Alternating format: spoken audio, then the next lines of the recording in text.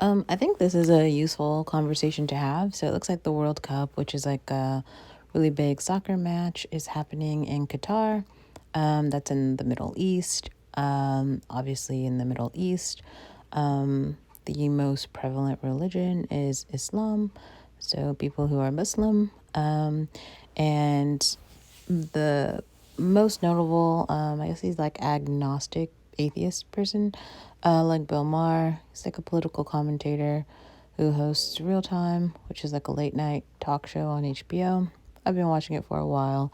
I would consider Bill Maher like a moderate. He's pretty much in the middle. I mean, he considers himself a liberal. Given where liberals are, I think he's pretty moderate.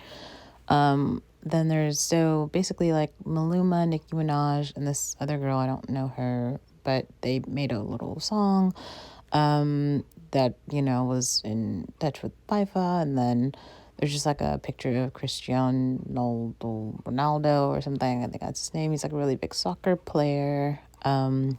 So the way that we see like basketball in America, that's the way that like the rest of the world sees soccer. Like soccer is like the most popular game. And I think in terms of sports, global sports, soccer with the ball, the like game you play with your feet is like the most popular sport on planet Earth, I think. But in the West, so in America, like we take very seriously like basketball and football with the small ball and the helmets and stuff, and then you're like throwing, with the tackling. That game is not popular in the rest of the world.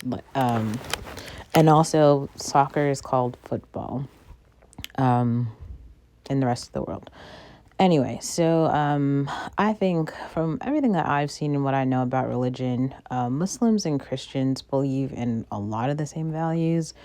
I don't know. It's mostly about morality and ethics. I agree with the philosophies that both of these religions preach. But I just think it's useful to kind of think about some of the arguments that were made from Bill Maher about the treatment of women in the Middle East. In a lot of the world, women still don't have rights, and that's important.